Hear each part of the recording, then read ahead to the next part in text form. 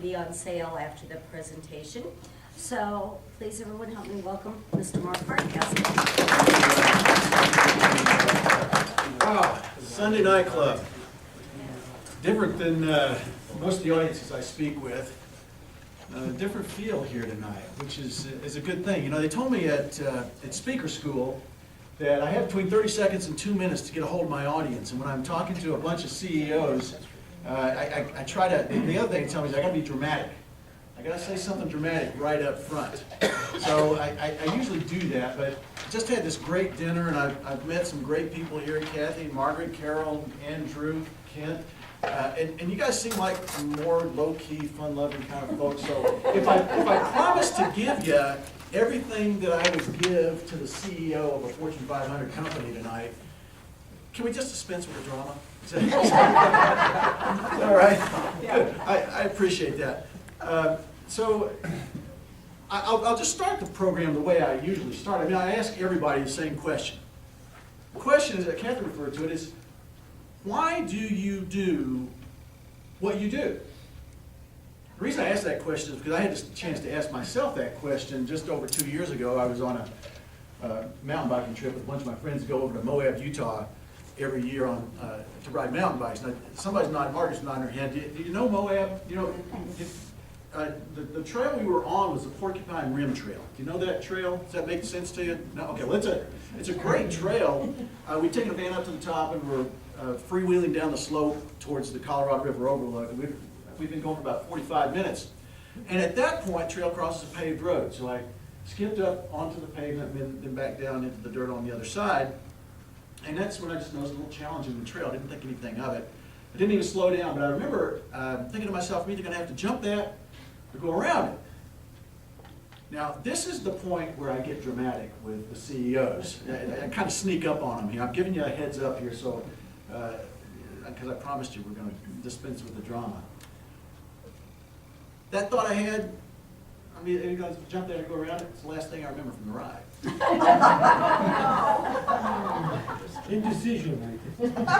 No, wrong choice. So the next thing I remember, and this is where it gets really dramatic, is I woke up on the trail. I was still on the trail, looking up at the clear blue sky, but I wasn't on my bike anymore. And I wasn't moving. In fact, I couldn't move my right arm. Paralyzed. Here's the real drama. About to find out my neck was broken. Carol, I promised you we'd talk about, trauma. I'm sorry to hear about your brain accident a few years ago, but I can relate, trust me. There it was, Well, the other thing they told me at speaker school was you do this dramatic opening, and then you pause, and you thank the host. Well, of course, Carl and Shaw aren't here tonight. I hope they're having a good time wherever they are. It was great working with them. We had a communication mix-up early on, but they kept plugging until we were finally able to get connected and put this together.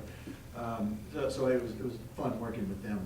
But in their absence, I want to thank Kathy for stepping up, being willing to handle the MC work tonight. So thank you, Kathy, for that. The other thing that they tell me I have to do is I have to acknowledge the audience. So I'll take just a moment to do that now. I speak all over the place, and I go up and down the Front Range and speak to civic clubs and service clubs and businesses and that kind of stuff. And this is the first time I've been to an actual social club. And Woody Allen tells us that 80% of success in life is what? You ever heard that? Showing up. Thank you very much. There's somebody that heard that. 80% of success in life is showing up. Now, that's usually applied to a business setting, but here we are tonight, and I can't help but notice that you folks are the kind of folks who show up.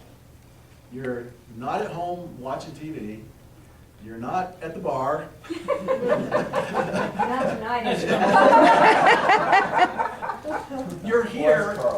You're here, working on friendships and relationships and networking and just having a good time together with your friends. You're the kind of folks I like to hang out with. So thank you for being here tonight. Thank you for giving me the opportunity to spend some time with you tonight as you go about the business of composing, rehearsing, and then ultimately performing the symphonies of your lives.